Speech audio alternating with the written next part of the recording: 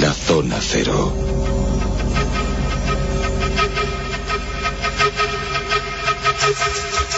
Entramos en Monográficos Zona Cero y vamos a hablar de un asunto que seguro que os suena, porque si yo digo la mandrágora, pues rápidamente identificáis esto con Joaquín Sabina, Alberto Pérez, Javier Crae, ¿verdad? Pero si ya hablamos de hierbajos, si hablamos de tradición brujeril, si hablamos de curanderismo, pues decís, ¿eh? Porque claro, la mandrágora musical ha superado a la otra, a la que tomó el nombre. Ya sabéis que según algunas historias o narraciones, pues el propio semen de los ahorcados generaba el nacimiento de esta planta de cualidades muy peculiares. ¿Qué tal, querido Carlos Canales? Buenas noches. Hola, buenas noches. Bueno, pues que vienes aquí colocándome en el micrófono. Vienes aquí con tu raíz de mandrágora, ¿eh? Ah, has visto qué pinta de homúnculo tiene. Hola, Jesús Callejo, ¿qué tal? Buenas noches. ¿Qué tal? Muy buenas noches. ¿Tú vienes con el CD de la mandrágora? Sí. Qué original. CD con patas. Eso sí que era raro en su época. Sí. Oye, no me digáis que no escuchasteis el CD. Yo lo tengo. Hombre, yo también. Bueno, pero no en CD, claro. Porque no existía. Claro. Lo que ocurre es que yo creo que... Yo lo tengo en CDs. Hicieron luego la edición en CD. Que yo creo que tu legión de seguidores, sí. Yo creo que ni saben lo que es la mandrágora. Mandrágora. Pero fue un mito. Sí. Algunos sí lo tienen En que los saber. años 70 fue una cosa sorprendente. La bella, la traidora. Marieta. Sí. Bueno, vamos a hablar de la mandrágora brujeril, Jesús. Yo creo que de todos los puntos de vista, no solo la brujeril, porque la brujeril es casi hablar ya de la edad moderna. La mandrágora ya aparece descrita en el Génesis, o sea, en que la Biblia. Es un hierbajo de toda la vida. De toda la vida. Lo que pasa es que es verdad que las brujas pues le dieron como más fastuosidad, y bueno, sí. Y por eso pues algunas fueron chamuscadas, ¿no? No puedo evitarlo, pero aquí dice Jesús eso en la mandrágora. Había una canción que era La Hoguera. La hoguera. Javier Crae. La hoguera. Claro que prefería, La Hoguera. Que por cierto me envían un correo desde Londres, sí. Hablando de las brujas que fueron un poco chamuscadas, y dice que la versión inglesa mantienen lo de los 5 millones de brujas. ¡Jo! Sí, o sea, debe ser que la... Bueno, que es que a lo mejor consideran que la mitad de la población europea eran brujas. Claro. Que sí, ¿no? Claro, pero en español sí, ¿verdad? En español hablan de 50.000. Sí, siempre se habla de 50.000, pero no solo en la versión española. Estos datos están tomados de Gustav Hennis, que es un especialista danés y por lo tanto reconocido a nivel internacional. Es decir, yo no entiendo por qué todavía siguen esos datos erróneos. Yo entiendo que sí, porque se van cogiendo de un sitio a otro, se van copiando y no se investiga el origen, ¿no? Pero donde siempre han sido las cifras más exageradas ha sido en Alemania, o sea que por eso me extraña el dato inglés, ¿no? Porque en proporción en Inglaterra, bueno, pues se ahorcaron, que no chamuscaron, a 4.000 brujas, a diferencia de esas 25.000 de Alemania. Entonces en Alemania sí que se han exagerado, siempre se hablaba de 100.000, incluso de 500.000, que ya es decir, ¿no? Lo de los 5 millones, yo reconozco personalmente que solo lo leí en el libro de Dan Brown. Eso es una tambronada. Es una barbaridad. Claro, es una barbaridad. Fíjate que en la película hasta para que te hagas una idea, la población de Inglaterra en el siglo XVI era aproximadamente de unos 5 o 6 millones. Sí, si lo subiere. Si lo subiere. Una barbaridad, es como si hubieras matado a toda la población de la isla. Eso es un error. Oye, podemos inventar un nuevo concepto, dambronadas. Una dambronadas, es nunca mejor dicho. Pero ya te digo que es que hasta en la película el guionista lo corrigió porque era demasiado burrada, ¿no? Demasiado dambronada. Y hay algunos otros datos ni siquiera se mencionan en la película porque yo creo que intentan ser, dentro de lo que cabe, rigurosamente históricos. Digo dentro de lo que cabe porque claro, ya falla las 3 columnas principales en las que está basada la novela. Pero bueno, en el caso de la mandrágora es cierto que tiene mucho componente literario. Ahí está, por ejemplo, esa famosa obra de Maquiavelo, ¿no? Esa obra que hizo en 5 actos en el año 1518, lo había publicado ya después del Príncipe, ya era bastante conocido como ensayista, y mira tú por dónde le da por hacer una obra de teatro bastante desenfadada, pero para indicar algo que en el siglo XVI ya se empezaba a decir de la mandrágora, que era todo el mito que se había generado. Pero claro, desde el punto de vista de Maquiavelo, pues haciendo una especie de obra de teatro pues muy de chufla, ¿no? Muy contar esa historia del marido decrépito, que en fin, que la mujer pues no acaba de tener hijos y no se le ocurre otra cosa que darle la mandrágora, que en el fondo es una reminiscencia de lo que se dice en el Génesis, ¿no? La estéril Raquel tiene un hijo, su 5º hijo, concebido con Jacob, gracias a que Lea, una de sus amigas, bueno, la que es madre de otro de los hijos, pues le da estas mandrágoras. A partir de ahí empieza a surgir toda esa leyenda, porque prácticamente todo lo que vamos a contar de la mandrágora son leyendas y son mitos, ¿eh? La parte terapéutica sí es cierta, pero esa leyenda de que da fertilidad, de que es un afrodisíaco potente, bueno, que es la Viagra de la antigüedad, y que aquel que ingiriera estas raíces, porque sobre todo la potencia está en las raíces y no tanto en la hoja, pues podría conseguir muchísimas cosas, no solo tener hijos a mansalva, sino otro tipo de propiedades sobrenaturales que le daba un especial valor económico, y ahí un poco está la clave, ahí es donde incide, por ejemplo, Maquiavelo, ahí es donde incide, por ejemplo, Shakespeare, y donde inciden otros autores que tomaron la mandrágora como referencia en sus obras literarias. Bueno, hay que decir que cuando escribe la mandrágora Maquiavelo ya estaba bastante venido a menos, bastante decrépito en su exilio, y bueno, en el campo, que él horrorizaba el campo, bueno, pues estaba ahí, y mejor bueno, por eso, porque veía mandrágoras a su alrededor. Si estaba obsesionado con el dinero, pues no tenía. Sí, además fue prisionero por los Medici, en fin, estuvo el hombre pues ya de capa caída. Ya digo que es un poco en su... Bueno, iba a decir en su última etapa, todavía vivió bastantes años, ¿no? Llegó a vivir hasta 58 años. Pero bueno, que a nivel literario fue algo sorprendente porque nadie esperaba que este hombre llegara a escribir una obra, además de estas características, y donde ridiculizaba, no a la mandrágora, sino un poco a los personajes, a los 6 personajes que intervienen en esa obra. Sí. Bueno, yo quería decir, previamente también, para que los oyentes tengan una información un poco más técnica, que la mandrágora sí que es cierto que tiene algunas cualidades que la han hecho famosa. Jesús ha contado lo principal, que es el mito de Raquel, a partir del cual parte todo, por lo menos en el entorno cultural nuestro. Lo que sí que es cierto es que químicamente la mandrágora está formada básicamente por alcaloides, de los cuales algunos, como la atropina o la escopolamina, tienen ciertas cualidades que han hecho siempre que desde tiempo antiguo hubiera sido utilizada como anestésico, puesto que ambas sustancias son capaces de mermar los impulsos nerviosos del cuerpo humano. Lo que sí que es verdad es que así como tiene este efecto básico terapéutico, que por lo tanto podría ser de carácter beneficioso, también es verdad que en grandes dosis puede utilizarse como estimulante y en algunos casos podría incluso a constituir un veneno. Todo esto, que por otra parte es típico de la mayor parte de las plantas, cosa que Jesús conoce muy bien por sus libros, realmente hace que la mayor parte de las plantas de este tipo puedan ser utilizadas tanto para efectos benéficos como para efectos malignos.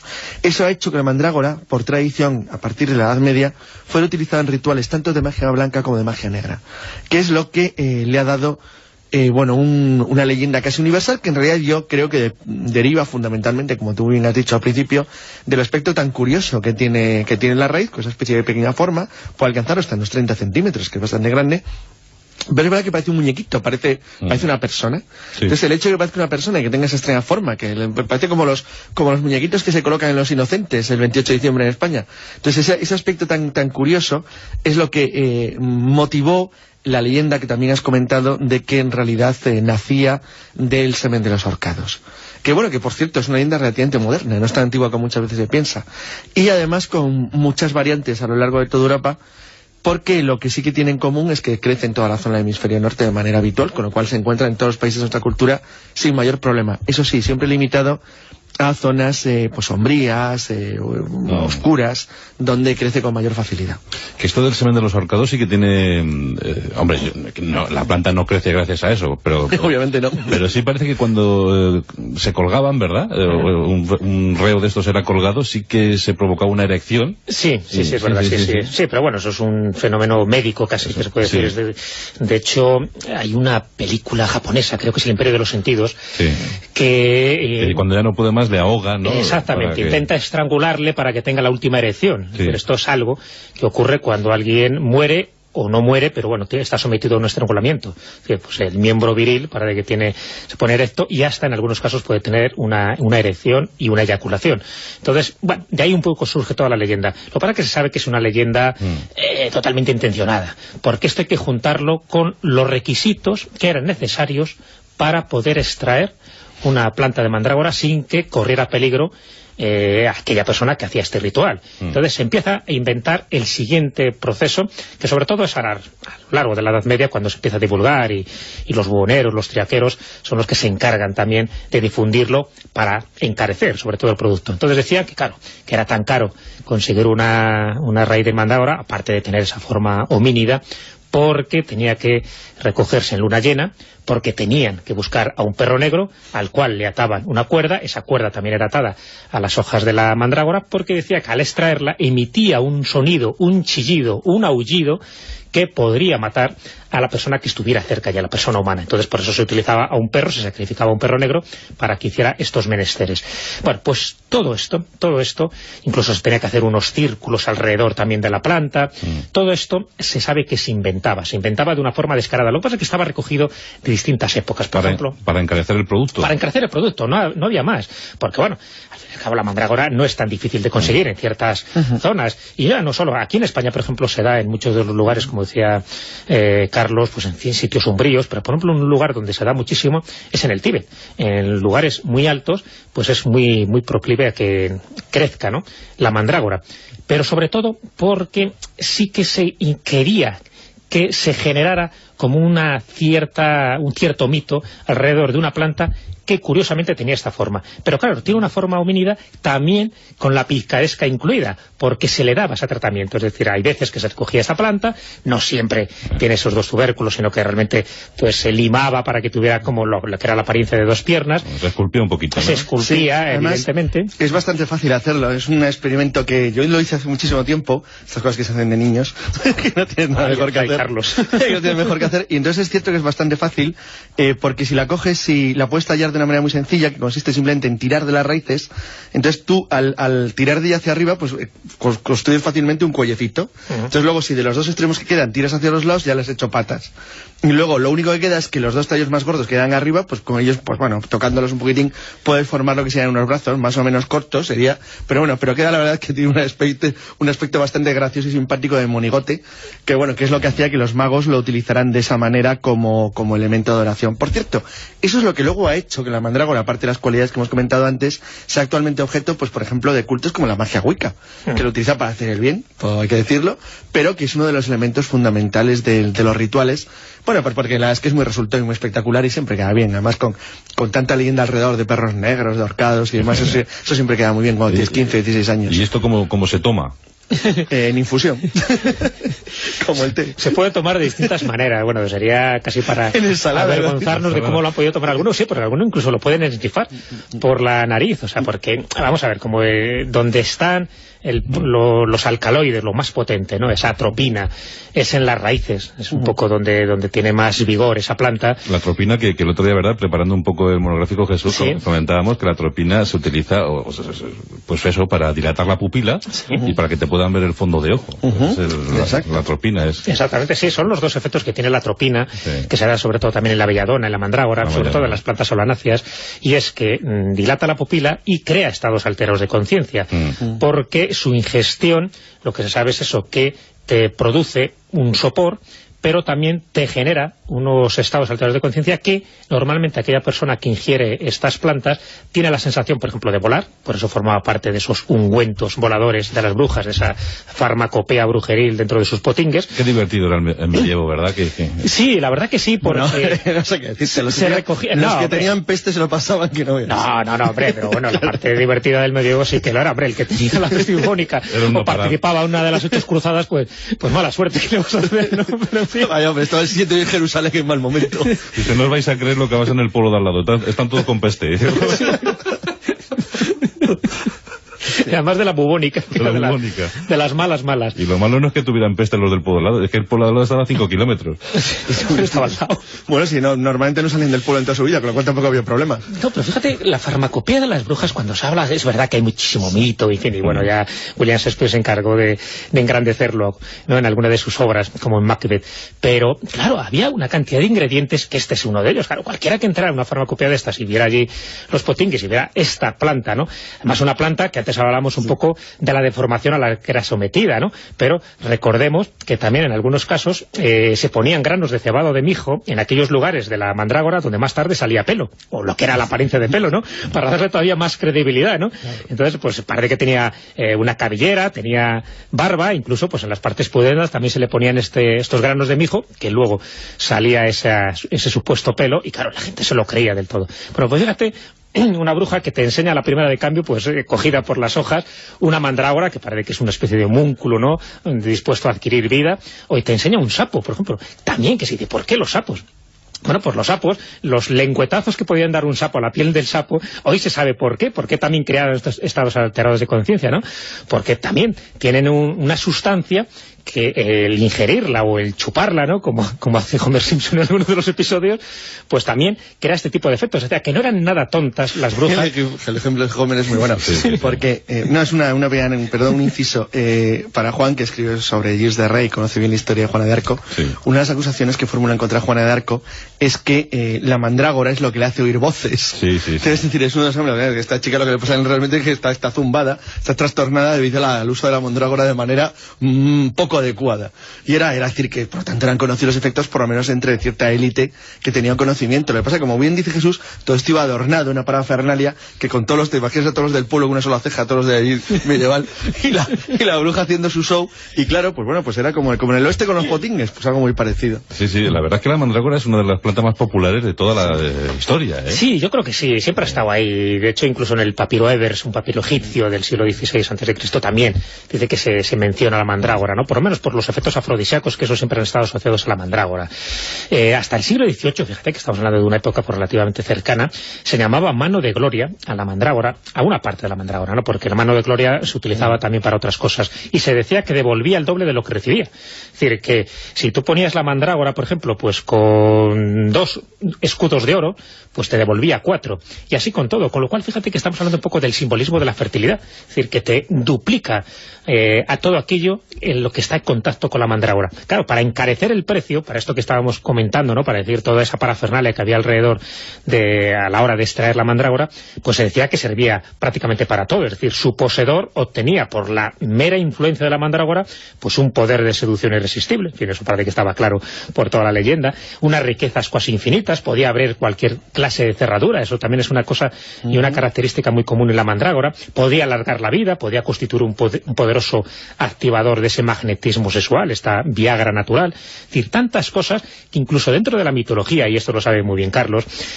cuando Adriano García Lomas, este escritor y folclorista cántabro, habla del tentirrujo, del diablillo tentador, él dice que obtenía ese vigor sexual, porque en fin, era la locura de las tentirrujas, pues era gracias a la mandrágora, que se pegaba unos buenos lingotazos nocturnos y después pues estaba persiguiéndolas de campo en campo como si fueran ninfas. Qué barbaridad. Sí, bueno, es que el tentirrujo era un bichejo picaruelo. Y destilaba mandrágora. Sí, la utilizaba. La verdad por todos sus poros, por todo por uno. La verdad es que es de las plantas más resultonas, como dice Jesús, de la historia, y la verdad es que, bueno, esto, Carlos, ¿cómo últimamente nos tomamos muy poco en serio esto. Claro, pero tú ibas en la Edad Media a la botica y decías, póngame... No, realmente había como una especie, no gremio, pero había que tratarlo con cuidado. Es decir, había gente que se supone que tenía conocimientos especiales. Esa gente eran o bien mujeres, es decir, lo que luego con el tiempo evolucionó hacia la versión negativa de las brujas, que por cierto en la Edad Media la visión que se tenía de las curanderas y de las que conocían los saberes naturales de las plantas no era necesariamente negativa. Hay que tener en cuenta que estas personas, brujos o brujas, como los hemos llamado luego de manera despectiva incluso, eran personas que en su momento eran los que hacían la labor muchas veces lo que hoy llamaríamos médicos, eran los que conocían el saber ancestral de las dosis que había que tratar y con las que había que usar las plantas y los elementos que tenía la naturaleza para poder utilizarlos con buenos fines o fines curativos. Ligeras desviaciones de ello les permitían todo lo contrario, es decir, supuestamente utilizarlas para conseguir fines negativos. ¿Qué ventaja tenían con ello? Pues bueno, pues poder fácilmente, es decir, eran las personas que tenían el conocimiento. Y entonces la función la forma en la que lo utilizaban y lo que la gente hacía que consideraban bueno o malo. Hay que tener en cuenta que las sociedades medievales eran sociedades mucho más abiertas de lo que creemos. Había un contacto permanente a lo largo de todo lo que llamamos Europa, que ellos llamaban la cristiandad de manera general. La gente se desplazaba por los pueblos, había caminantes, peregrinos, mercaderes, nobles, eclesiásticos. Todos ellos iban transmitiendo el conocimiento de un lugar a otro. Eso hizo que los que eran capaces de conocer la verdadera utilización de los elementos que la naturaleza nos daba, de las plantas, de las flores, pues tenían, claro, un poder y una consideración social muy elevada. Bueno, pues hoy hemos averiguado cosas interesantísimas sobre la mandrágora, esta planta ancestral que nos ha acompañado durante nuestro trasiego por la crónica humana. Bueno, pues qué cosas. Toma, para ti, Jesús, te voy a dar una botellita, medio litro de mandrágora. La que le va a dar. Joder, en esencia. Medio litro en esencia. Sí. Esto te lo tomas de un trago. Sí, vale, y después... Y vaya que sí funciona. El tentorrujo a mi lado, un discípulo. Y para ti, Carlos, pues toma esta raíz de mandrágora de 2 kilos. Esta te tienes que comer de un bocata también. Qué mandragorón, sí. Es un mandragorón, sí. Es un mandragorismo. ¿Por dónde muerdo? Investiga el origen, ¿no? pero donde siempre han sido las cifras más exageradas ha sido en Alemania, o sea que por eso me extraña el dato inglés, ¿no? Porque en proporción en Inglaterra, bueno, pues se ahorcaron, que no chamuscaron, a 4.000 brujas, a diferencia de esas 25.000 de Alemania. Entonces en Alemania sí que se han exagerado, siempre se hablaba de 100.000, incluso de 500.000, que ya es decir, ¿no? Lo de los 5 millones, yo reconozco personalmente que solo lo leí en el libro de Dan Brown. Eso es una tambronada. Es una barbaridad. Claro, es una barbaridad. Fíjate que en la película hasta para que te hagas una idea, la población de Inglaterra en el siglo XVI era aproximadamente de eso, de unos 5 o 6 millones. Sí, si los hubiere. Si los hubiere. Si los hubiere. Una barbaridad, es como si hubieras matado a... de los ahorcados generaba el nacimiento de esta planta de cualidades muy peculiares. ¿Qué tal, querido Carlos Canales? Buenas noches. Hola, buenas noches. Bueno, pues que vienes aquí colocándome en el micrófono. Vienes aquí con tu raíz de mandrágora, ¿eh? Ah, has visto qué pinta de homúnculo tiene. Hola, Jesús Callejo, ¿qué tal? Buenas noches. ¿Qué tal? Muy buenas noches. ¿Tú vienes con el CD de la mandrágora? Sí. Qué original. CD con patas. Eso sí que era raro en su época. Sí. Oye, no me digáis que no escuchasteis el CD. Yo lo tengo. Hombre, yo también. Bueno, pero no en CD, claro. Porque no existía. Claro. Lo que ocurre es que yo creo que... Sí, yo lo tengo en CD. Se hicieron luego la edición en CD. Que yo creo que tu legión de seguidores... La Zona Cero.